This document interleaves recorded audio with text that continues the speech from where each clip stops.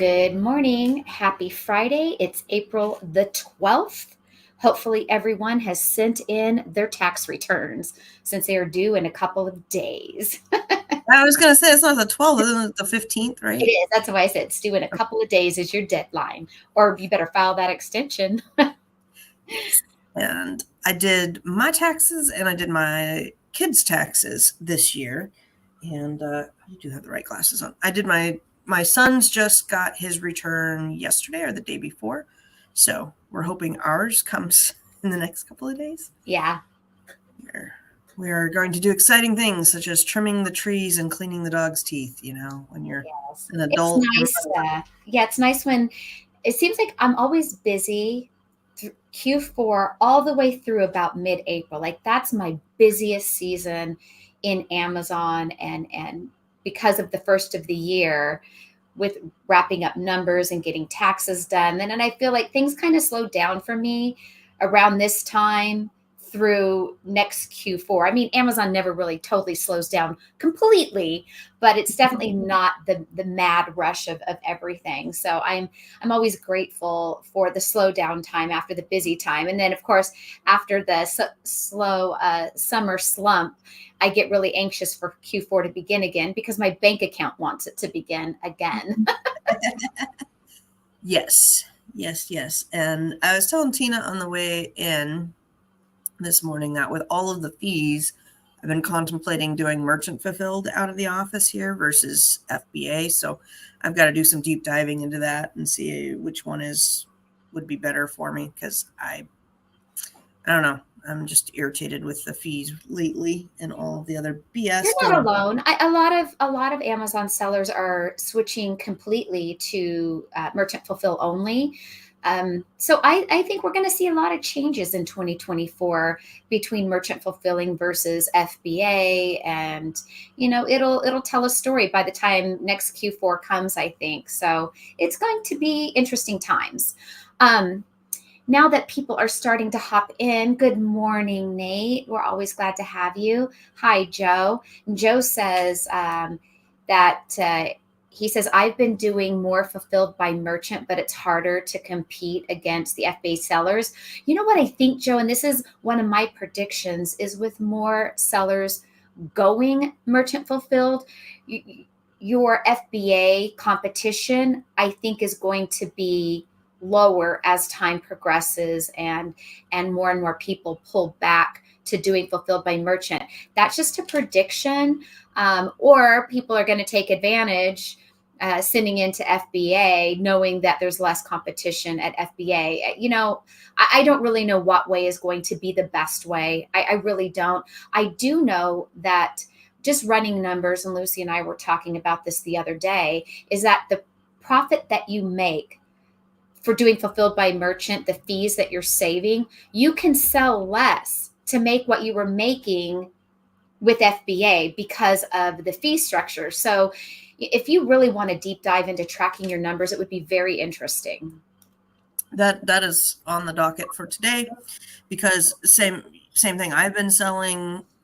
I got busy and I listed just some things on merchant fulfilled, and then I listed anything Christmas wise that came back, and I've been selling Christmas stuff, which is weird. Anyhow, so I'm like, well, if it's selling and I make twice as much or, make a percentage more, then why not? I can sell half as much crud, directly ship it, and then I don't have to. So anyhow, I got to look and see how to organize this place. And I got to take some my uncle gave me some flat countertops, and I want to make shelving out of them so I can store all the stuff nice and organized. I'm trying to think if I need to go get some bricks or what else to kind of put those shelving units on. Yep. Lots of changes for everybody in the Amazon world. But today we are going to talk about Keepa's new feature. It was just rolled out on April the 9th. And I spent some time playing with it because I'm thrilled about this feature. It's been something that has been a long time coming.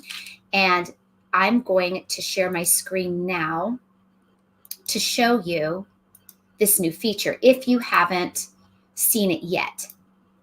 And so I chose just a random listing that had variations. And for a long time, those of us that have shopped, especially when we were newer sellers and we got Keepa or we went by what our calculators told us was profitable, we didn't know what color choice or what size on this listing was good. In my early days, I just assumed that if my calculator or Keepa, back when Keepa was free, showed that it was a good seller, I assumed that the listing I was actually looking at was the good seller. I didn't realize that that one may be the worst seller in this entire variation. So what Keepa has rolled out is this monthly sold option here. Now, some of you who have the paid version of Keepa and you can't see this middle graph, what you do is you click on this sub ranks. You see how it disappeared. A lot of people only use these two. You need to click on sub ranks to get this to populate. Okay. And likewise, this may be turned off. Your things might look like this. If you want to turn this monthly sold on, you need to click on it in order to get this to populate. Likewise on all these others. If you are not worried about if an item is collectible or refurbished, you can turn these off. You don't need to see all of the data if that's something that you're not concerned with. So going back to this monthly sold, it is showing up per variation. And Keepa's description is down below. At the bottom of the graph, it says monthly sold. The historical data for the bought in past month metric as shown on SERPs on Amazon, and SERP stands for search engine result pages, is not an estimate. Amazon only provides the data in bracketed ranges such as over 50 or 50 plus or 100 plus rather than an exact figure. But if you can know that something has sold over 50 units, that right there is helpful. And so you know it has sold between 50 and 100. And it does it like 100 plus. I think the next threshold is 200, 500, 1,000. I think is how those thresholds go. But that's very helpful. Now, what you would do is you're going to hover over this yellow line, and you see in that big green box at this data point in time, which was October the 6th, which you can see at the very, very bottom. It tells you Friday, October 6th. You can see that the monthly sold there was 2,000. Now, if I go over here to this really high point on the yellow line in the green box right next to my cursor, it shows that we had 5,000 monthly solds. And if you want to be concerned with how many sellers are on at a time, you would go down here at that given time, and there were 12 offers. And it also gives you historically, what time was this? I'm guessing Christmas. Around December 19th is when it had its peak of selling 5,000 in a month, which makes sense. But if we want to go way back here, August, September, we were selling 3,000. So, I mean, this is a really great seller all year long. Well, let's look at another variation in this listing. We're going to choose this one, and we'll choose Tall Man. And let's go back down here to Keepa. And look, there is really no data that pops up on this one for the Tall Man. So does that mean that this one really likely hasn't sold? I'm guessing yes. I'm taking this to be closer to a 0 rank is my guess, despite what this Keepa graph shows. And I'm not sure. So I have noticed that in playing around is sometimes that monthly sales does not show. Now let's do these black and white ones. And again, it doesn't show. So that's where I'm not sure on this new Keepa feature, if it is a fault on here, or if it has to do with maybe that variation actually doesn't sell. Now see here on this one, it does show up again. Another thing I like to do before this new feature was just rolled out is I like to hover over to this variation tabs and open up the variations, because this variation tab will open up every color and every size choice on this listing. And this listing has a lot, so it's going to take a second here for it to upload. And next to it, next to this particular one, the all white shirts, You can hover over the title. You can see that it's the big man 6-pack and the XX large. It tells us that it has sold over 600, over 1,000, over 1,000. And here's these. Remember, I looked at these and the yellow, we didn't have the little yellow monthly sold. And here it also is giving us no data. And so you can keep scrolling down to see what sizes are your better sellers. So if you are doing online arbitrage and want to know if you're making the best decision, come to this variation tabs in addition to now looking at this new monthly sales feature to help you make your best decision on which variation sells. Now, if you're in the store and you're scanning products, hopefully if you're an Inventory Lab user, you have Scoutify app. You can go into your Inventory Lab account into settings, and you can link Keepa to be on your Scoutify app as a link, and you can click onto Keepa right in the store. So if you don't know how to do that, comment, and I can show you how to set that up in your Inventory Lab account. Thank you, Tina. I wanted to be very detailed. I'm very detail oriented. You are. And no, that was good because I had kind of saw the news this week, but I had not dug into it. But it is really, really cool. And I think this is going to definitely change the face. And it's a long time needed because Amazon wants us to not send in too much inventory, but please don't send in not enough inventory. We're going to charge you extra for that with our low inventory fees. But then they want to say, well, we're not going to tell you how many sell a month. Well, that's private information. Yeah. But yeah.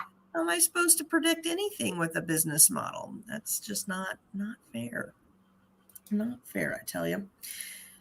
I pulled up if we want to, are we talking about this more or are we moving? Well, subject? We can talk about it more if anyone is interested. You can comment in the side of your interest, or we can move on to the next topic and I can come back to Keepa if people want me to dig in a little more.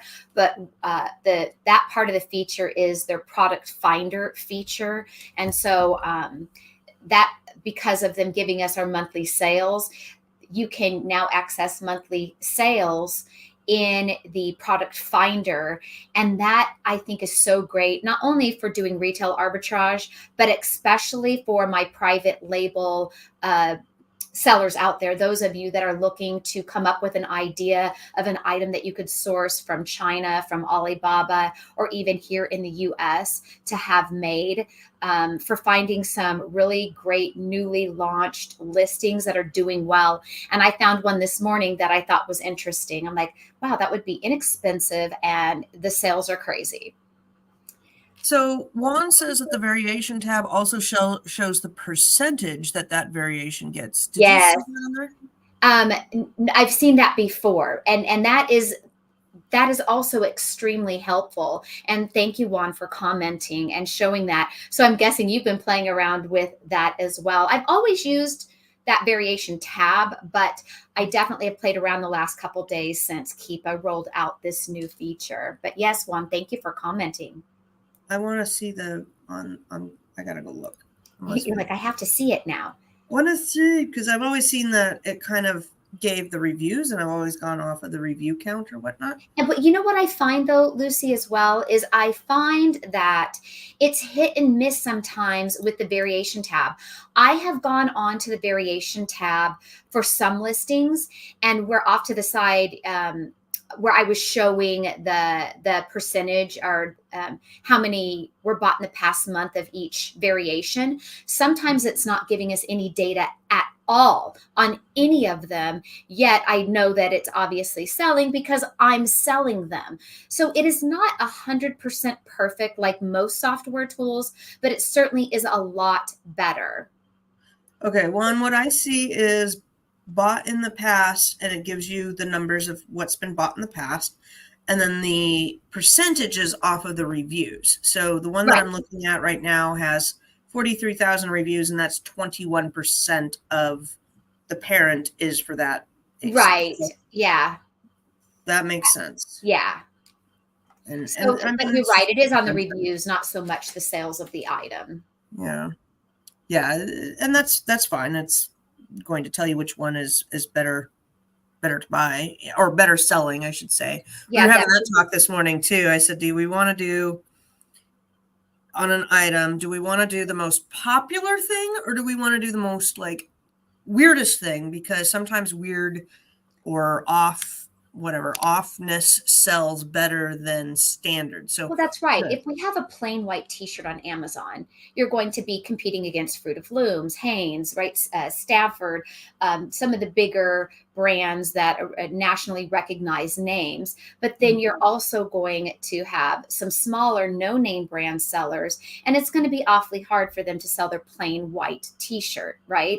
But if you have an item that is a T-shirt, like for those that do the merch by Amazon shirts, and you have this really funny, quirky saying on your shirt, you're going to stand out amongst just plain white T-shirts.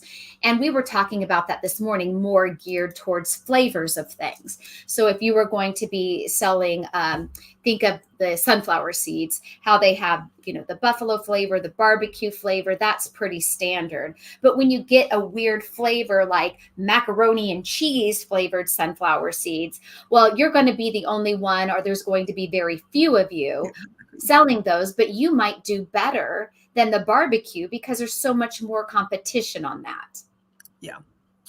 Yeah, it's a tough one. So we struggle with those ideas all the time. It's the same with tennis shoes. I know some people that go after the best selling, size 9 men's white tennis shoes, black tennis shoes sell the most. But others are like, I don't buy size 9 and 10. I buy 13s and 12s and 5s because I want the outer range, because the margins are better on those outer ranges. Same with bra sizes. It's the same thing. The margins are better on those outer sizes, and you have less competition. So yeah, I don't know, do them both. That's sell it all. And good morning, Lag, Isabella, and William. I haven't seen Isabella or William in a while. And William, what do you mean by you did your annual extension? You mean I think he was talking about taxes, because we talked about taxes. Oh, yes, earlier. Yeah, talking about the taxes. Okay. That's my guess. Yeah. All right. So we wanted to talk, just to highlight again, even though we've probably talked about it till it's blue in the face, but I'm going to share this screen and then kind of share how I'm approaching this, because I handle my account and a couple others. If you go to your FBA inventory, which is your FBA, it's not the dashboard, but it's called FBA Inventory. And I used to hate this dashboard. There's still some glitches with it. But if you go there and you are worried about the low inventory fee, go over to this column. It's 4 over. If this is standard columns, if you've messed with your columns, then I don't know what to tell you, but you can customize the columns a little bit. Go ahead and click the low inventory fees, and like everything with Amazon, you usually have to click it twice because the one you want to see is never correct. And then it will say fees will be applied in the current week, and they will give you some more things. And then you can click this details right there. And let me see if I got it still up. If I click the details, it says historical days supply calculation, and it's updated weekly, last updated on the 8th, and it's based on the data between January 8th and April 6th. So January to February, March, April. So 3 months of data. And it says historical days of supply is 17.6. In my current supply, I have 10. So it wants more in there. What I don't like is it says my days of supply is 39. And the account that I manage, they want to keep about 35 days worth of supply in there. So when I read stock for this account, this one does not get flagged because I typically go to days of supply, and anything 35 and under, that's what I'm replenishing from they do a direct from manufacturer to Amazon. So I just talk with the warehouse, the manufacturer, and give them a pack list of the order that is put together. And then they tell me the numbers, and we put it in, and we go. But I would go and sort by days of supplies, and anything under 35, I would send off, and this would not make it. And now it's saying that they want more in there. Now it's saying 17.6 sell. That is average per 30 days. And I have, if I select this right here, it will tell me how many sold in the last 90, and 3 sold in the last 7 days, 6 sold in the last 30 days. So 6 sold. I have 10 there. And they're like, no, we want more. And then they're going to hit you with fees on the storage part. Yeah, So, and see, this is the part that is so frustrating. So if I'm supposed to have 28 days of inventory, and I have been historically selling 6 in that 28 days, theoretically, I should have 6 in stock at all times. I would want to have a few more just because of leeway time of when I'm getting low from the time it takes me to get it, ship it. For me personally, I would probably want 2 months supply in at all times, but they're contradicting what they're wanting. They're wanting 28 days supply, what they say, or you get charged the fee, but they're telling you to send in far more than what your 28 days of inventory is. And another thing is I'm noticing what they say versus what Inventory Lab says, right? Because it is a little easier to organize it for those that use Inventory Lab. You can go into Inventory Lab by ASIN to see how many you sold of that ASIN in 30 days. And I usually like to use that as my rule of thumb. So what is it that we have to have then? Do we have to really have the 6, or do we have to have, how many did Amazon say they wanted in this scenario? So they want 17.6. And if I click this details, my 30 day out is 6, 60 days is 14, and 90 days is 18. So they basically want 3 months of supply there. They really want 90 days. So that's really what you want to shoot for to avoid the 28-day low inventory fee level. Is you want to shoot for having 3 months of inventory in stock at Amazon at all times. Yeah.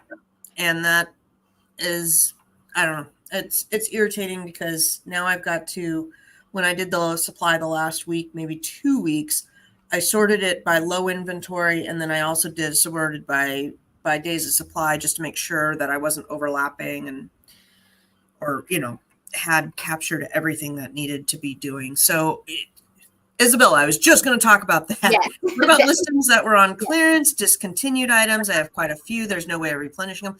This is the most irritating part, because this ASIN right here is not seasonal.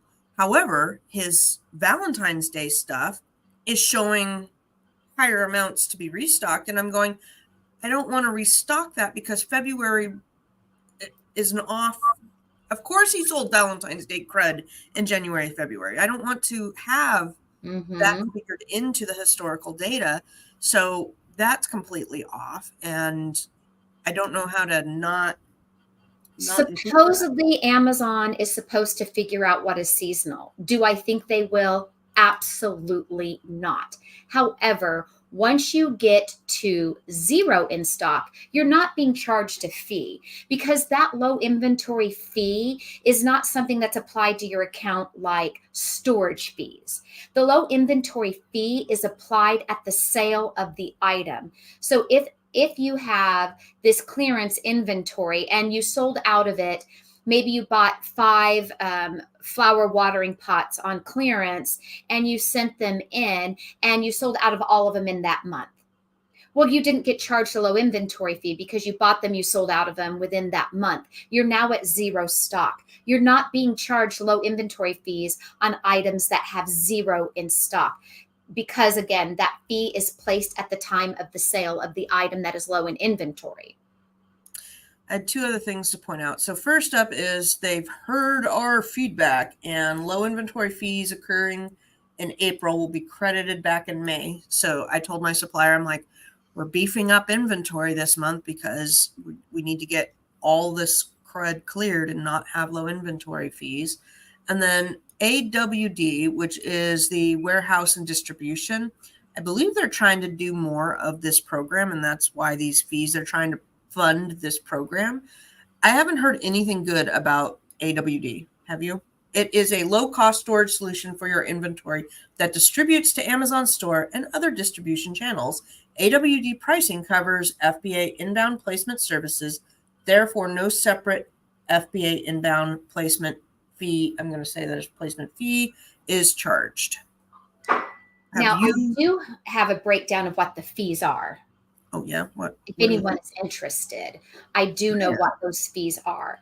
And what their fees are, it's 89 cents if the historical days of supply are less than 14. Oh. It is 63 cents if it's between 14 and less than 21 days. And it's 32 cents if it's between 21 and less than 28 days. And that's for your small standard sized items that are up to 16 ounces. And those fees get higher for the other sizes. So large standard is 97 cents if it's less than 14 days. And then the 70 cents between 14 and 21, 36 cents between 21 and 28. Now, if you have large items, and these are items that are over 3 pounds and up to 20 pounds, it'll be $1.11. If the historical days of supply are less than 14, then it goes to 87 cents and 47 cents. So that is exactly what your fees are going to be. So if you want to use that formula to reprice items that are showing up when you go to this FBA page that Lucy has shared, you can adjust your pricing between that 32 cents up to $1.11 per item. I don't know that would totally make it a wash because Amazon is still going to take a percentage of the fee of your sale of the total sale, but that gives you a good guideline of repricing. In fact, I can put this information in the chat. So if any of you want to copy and paste it and save it somewhere for yourself, please do so. So if basically around an extra $1, probably, that sounds about right. I have not heard good things about AWD. I have heard that they lose your stuff, that it's not well put together. The logistics of it, the idea of it is good. The logistics of it is crap. But if they get their act together, that would be an alternative to prep centers, right? Because a lot of prep centers are doing the same thing where you can have a whole pallet delivered and then they'll just feed it into Amazon for you, and they will charge you storage on that pallet, but then you can send in how many units per month. I don't know. And I apologize. I copy and pasted it, but because it was so large, it didn't come through correctly. Broke it up. You can paste it into the Facebook group. Well, yeah, I can. I where I had got it from is because I had done all the research, what was it, a week or so ago, and I shared it with our bundles group. But yes, I can definitely put it over to the main Facebook group as well. All right. I did want to throw out, I don't know if this is, I'm going to do this real quick. Make it bigger. Somebody posted in, I don't have the right, there we go. Maybe. The coffee cup is in my way of my third screen. All right. This was an interesting one, and I don't know if this was, I just read this morning and I sent it to Tina. But somebody they posted this morning that this was in Hustle Buddies too. Great Facebook group. Shout out to them. Nathan posts a lot of good stuff there. There's a lot of good people, good content. But somebody was saying that they had a weird 19 shipments created and deleted today. And then it was not an inventory lab, like, how we used to manipulate things maybe in inventory lab, make batches, and then you could delete your old batches, delete other shipments that you weren't going to send in and kind of do a little bit of batch manipulation. Don't do that now because you are going to get slapped with nasty grants. Will ask me how I know. Don't do that if you've previously done that. But this one was saying that somebody else piped up and said they had 14 to 15 shipments created too. So I went and checked my account. My account was fine. I don't know quite what happened there. That's an interesting. I have had all sorts of glitches. My biggest one was advertising this week. I kept having advertising failing. Like I'd go to create a campaign and it says error 404. Error 404 has been the bane of my existence this week. And Tina told me that it might be because I'm using Chrome, and I switched over to Edge and I did not get an error in Edge. So if you are having trouble, think about that. Yeah, for the ads, and it's specifically just on the Amazon advertising campaign portal. Yeah. I cannot use it on Chrome anymore either. I have to go to Safari or, depending what computer I'm on. If I'm on my Apple, I have to go onto Safari. Yeah, because it won't save the data. It's crazy. It's absolutely nuts. And then all of my listings, when I fix them, I have to click the save twice. It saves once and it thinks about it. It's like, I'm thinking about saving. Then I have to save it. We'll see. We'll think about it. We'll think about saving. I want you to rub my back first. Oh my God. And yes. Nicole, I see you jumped here in the chat. Hi, Nicole. A lot of crazy glitches this week. What was it? I had a guy who I worked on his account yesterday. Yesterday morning, he calls in a frantic thing that I might be deactivated or deactivated, the yellow warning that you get if you have hit a critical error. And his was for A to Z claim where they said that they didn't get the item, and he clearly shipped it within the shipping time. So watch that, because there's been a lot of problems with the post too. A lot of his stuff, he says he's got about 14, 15 orders that are just stuck in the post system. But you can appeal A to Z claims. In order to do that, just type in A to Z claims. And then one of the first options is, do you want to appeal an A to Z claim? And you just put in the order number. And then I presented screenshots of the time it needed to be shipped was by Friday. And he scanned it in, the post scanned it Friday morning at 6:30 in the morning. So keep a watch out for that, especially as we're talking about going more merchant fulfilled. Going back to that 28 days of supply seems to really translate to 90 days of supply with Amazon. I did it only on a couple of my items in my account. In Amazon, you can set your replenishment alerts right within Amazon Seller Central. And for those of you that don't know that, there is at the end of the row of where your item is in your inventory, you scroll all the way down and there's the edit button at the end. That edit button also has that little drop down arrow. When you click on that, one of them says something like send replenishment alert, something like, not to send in and replenish inventory, not creating a shipment. It says set replenishment alert. Okay, set replenishment alert.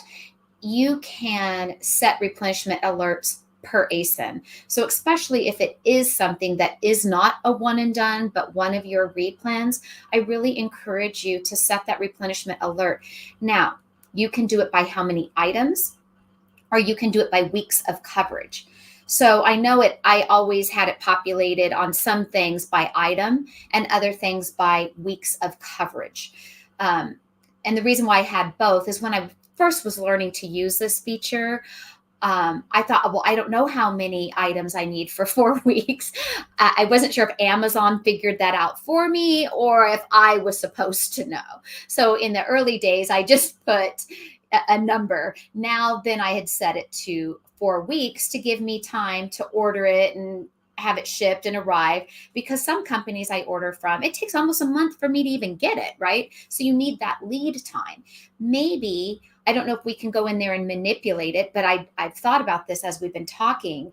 Can we have it go further than the 4 weeks?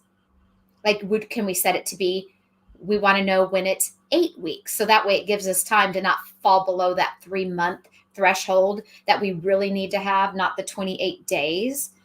That was another thought I just had this morning. Hold on, I will let you know. Yeah, since you're in your account. Yeah. Give me a moment. And I'm curious, for those of you watching, do any of you already use this replenishment alert feature in the back end of your Amazon account? Yes, Tina.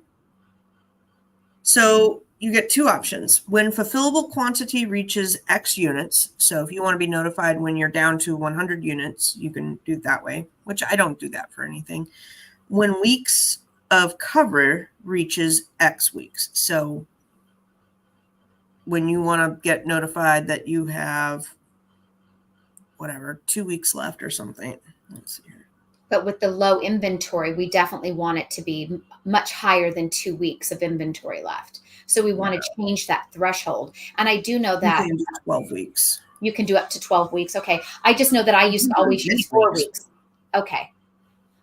So I think I'm going to go in there and change my time frames in my own account.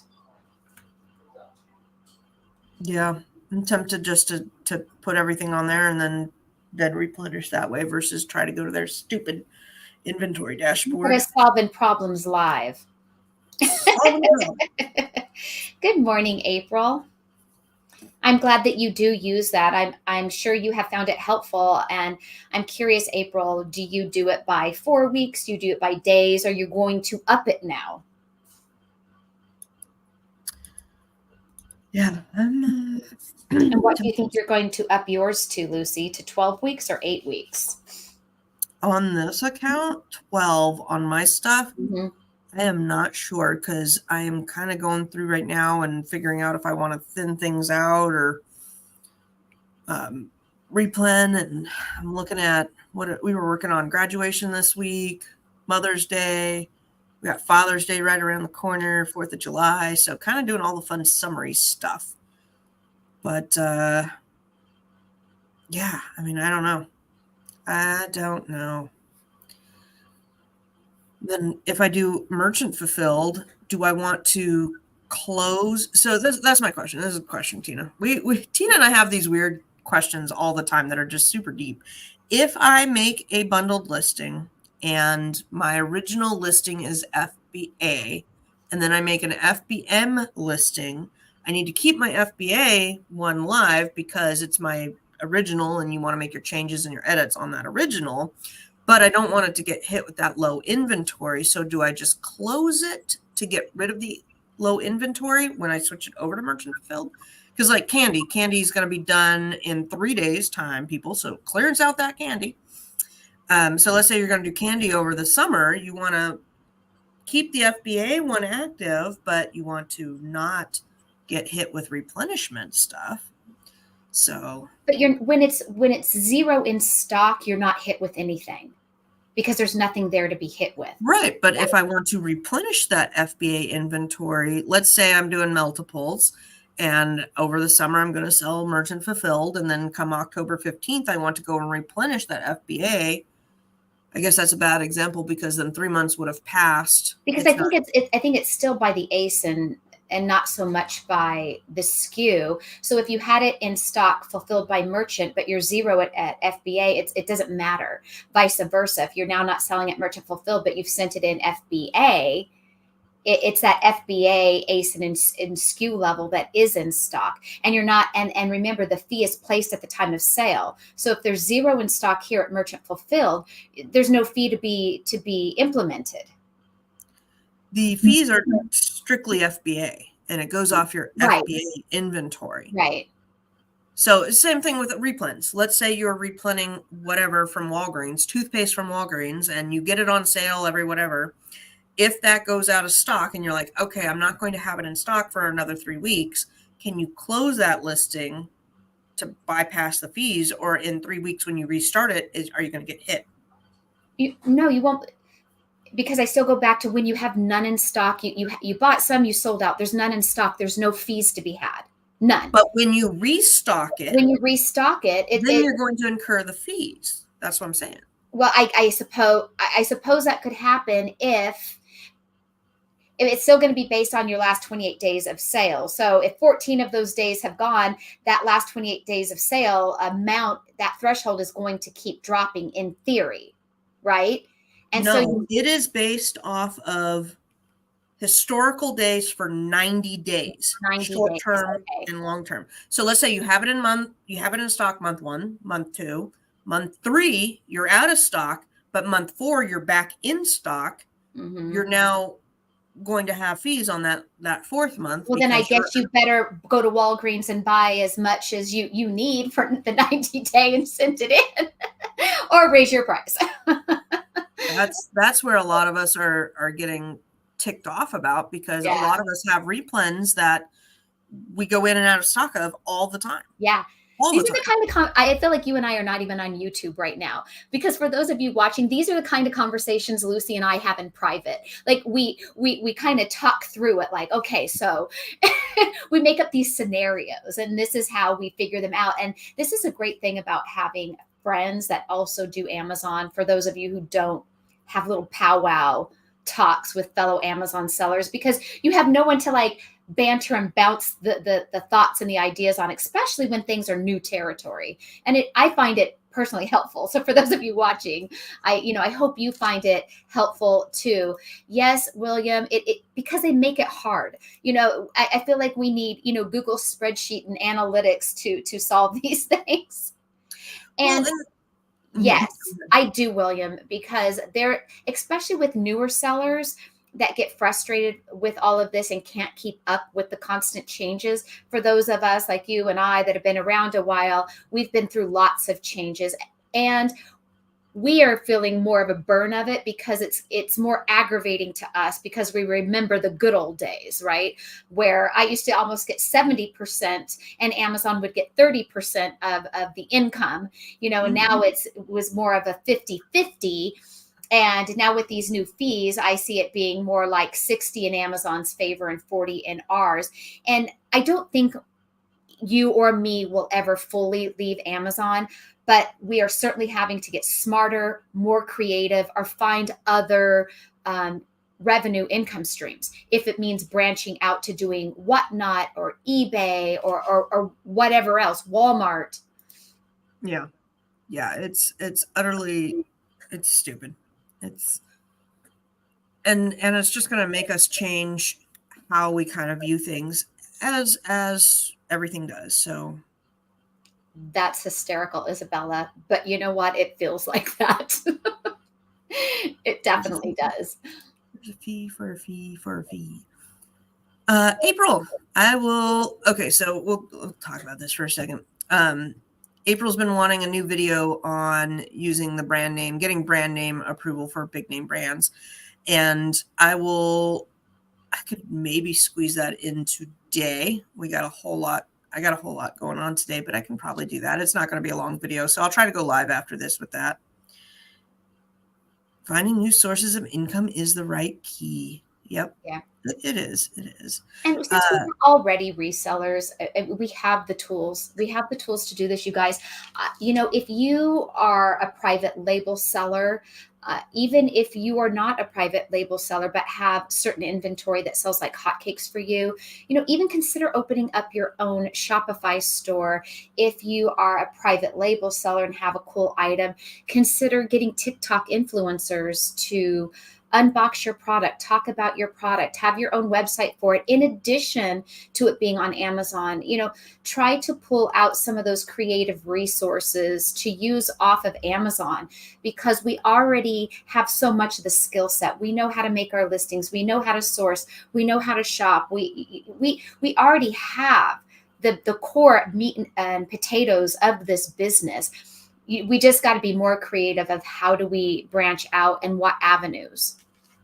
We need to talk about Adidas for a second. Yes. I saw that yesterday. I don't know if you sent it to me or not. I don't remember, but for those that haven't heard the news, Adidas is locked down. They regated everything. And a lot of people that do shoes and sell shoes, all of a sudden their inventory became unsellable and they've had to reapply. I don't know if they all got reapproved or not, but big shakeup in the shoe community for sure. And there was, I see no less than like 3 to 5 new posts of, hey, does anybody know what happened with Adidas? Yes, read the boards, people. Read the boards. And I had a hunch this was coming, just like with the Clinique thing. I had a hunch this was coming with Adidas back at Christmas, and I'll tell you why. I was looking for some new shoes for myself as a Christmas gift. And when I was looking up some shoes, I saw some Adidas, but they were all coming from eBay. And Adidas is selling brand new Adidas on eBay. They have a huge eBay store. And at Christmas time, Adidas was on fire on eBay. eBay was even really promoting and plugging Adidas and buying Adidas shoes. They had a huge sale. All Adidas shoes, brand new shoes, the ones that they chose, were 50% off. And I thought, Adidas is really making a big presence on eBay. Adidas themselves, I thought, I bet they're going to start going after their own brand on Amazon. I thought this back at Christmas. Okay, I just checked mine. Just a moment. Let's see if I can navigate. Again, coffee mug might be in the way. There it is. So weird. Okay. Hold on, Tina.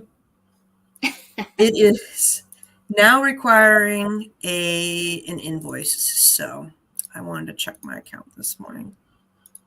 So Adidas branded items, you now have to have, let's see here, invoice, name, combined purchase, 10 units. Okay, it's the standard application for brand approval. So hopefully you have that. But if you do shoe sourcing at like Ross Marshalls, you're kind of screwed because those are not going to have valid invoices.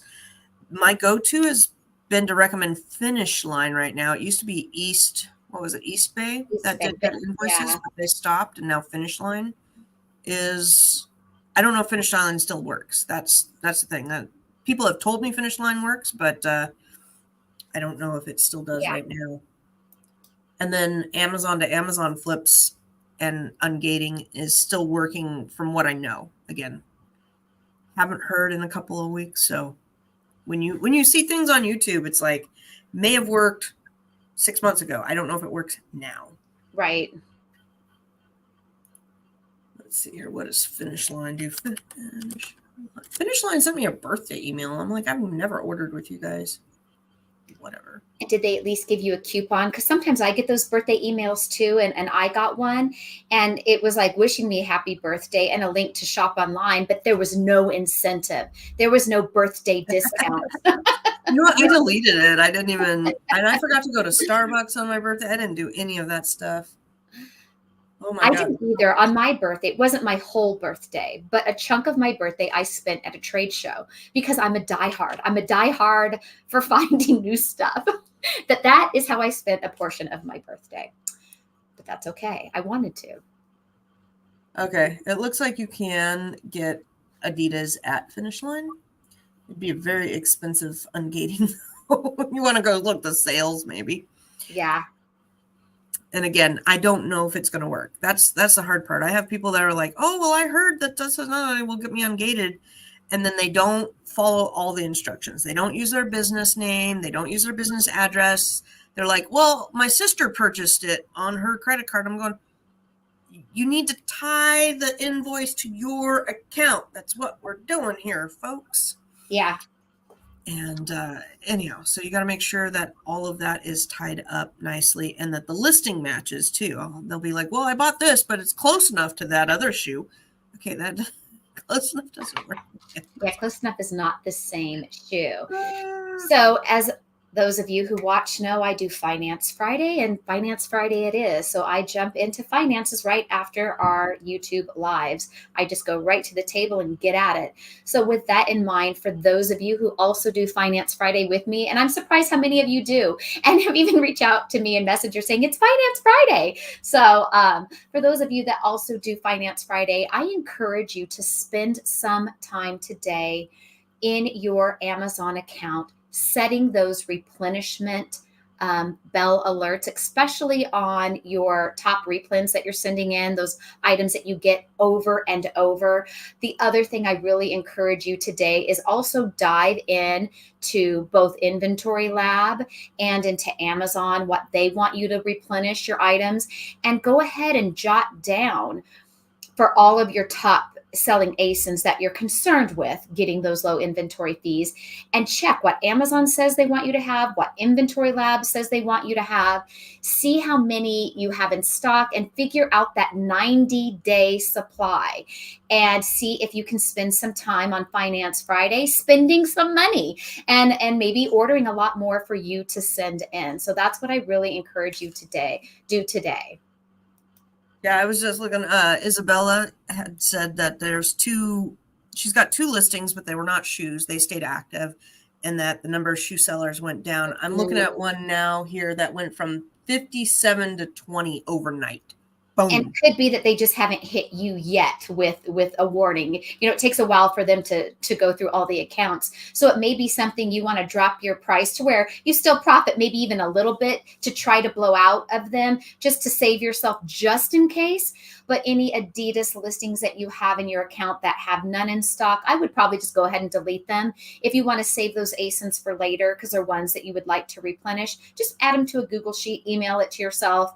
And if you get ungated in Adidas again, then you can have those replens saved somewhere.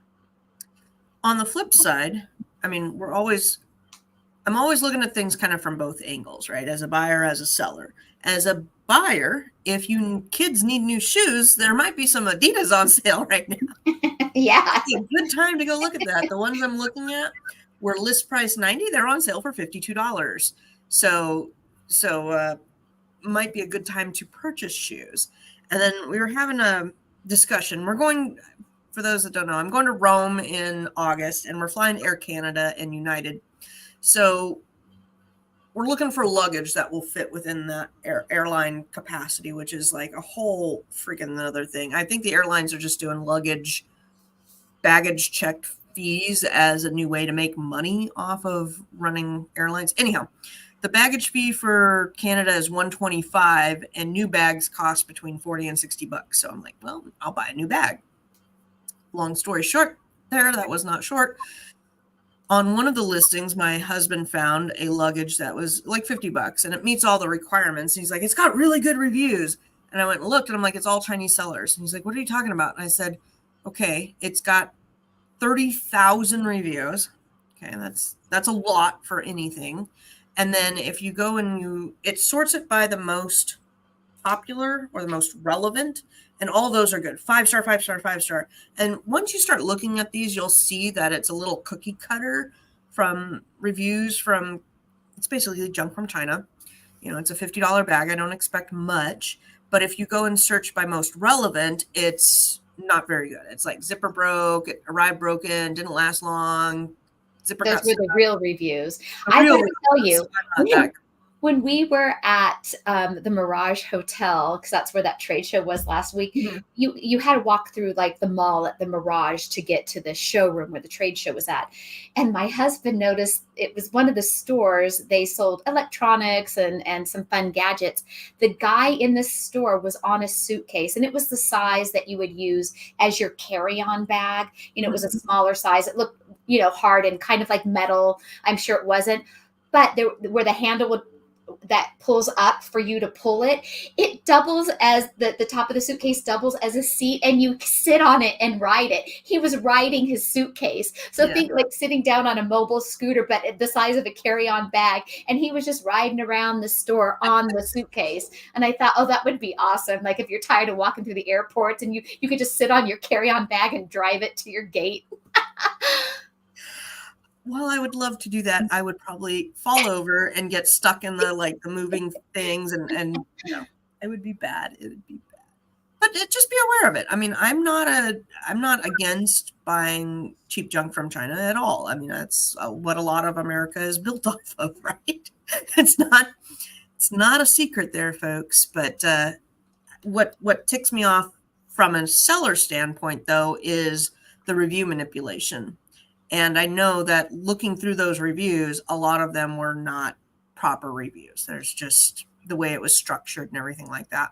And I get hit up on Fiverr quite a bit for, hey, where do I, how do I set up, to do all these reviews? I'm going to have my mom, my brother, my sister all buy and leave me 5-star reviews. And then I'm going to share it with things. And this is it. See, you ride it like a scooter. Okay, send me the link for that. How much? $879. Holy smokes. It's like you could drive your suitcase through the airport. Like, this is so awesome. Yes, electric scooter. But I wonder, how heavy is it? Because there's got to be a motor of some sort in there, right, for this to happen. Could end up being quite heavy.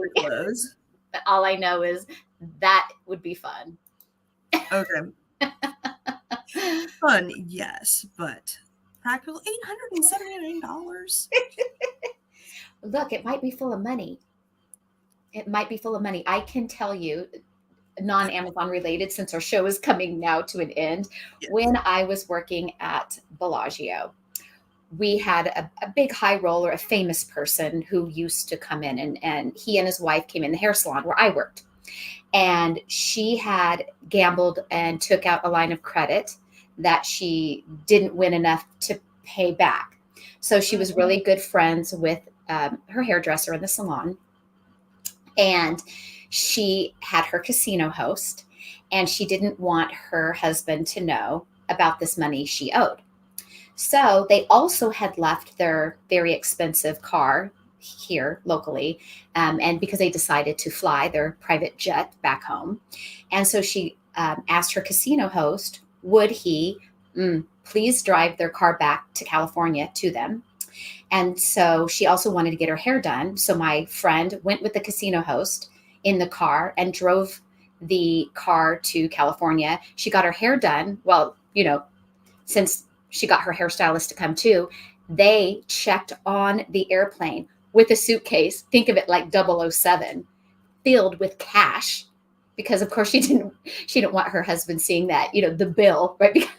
And she had that much cash laying around. She got them enough cash. And she said, I felt like I was, my friend, she says, I felt like when we checked on the plane, like we were like spies, like in the movies, because it was a carry-on, because of course they're not going to check in a bag of cash. And so it's going through so, when you're going through security and they check and scan the deal, she says, I felt like we were like some secret agents, like with our metal briefcase of cash. And she paid her debt with Bellagio for that money. She took out a line of credit. And I'm always very careful about naming names, but after the show, I'll tell you who. Oh, man. Fun stories, fun times in the casino. Yeah, Vegas definitely has.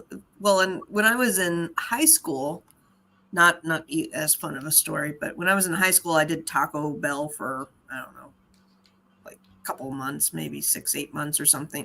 And I worked the graveyard shift. And so we had all sorts of fun customers come through the drive-through. I mean, literally like holding their beer while they're driving. I can't believe your mom let you, as a teenager. I wouldn't let my teenager work a graveyard shift.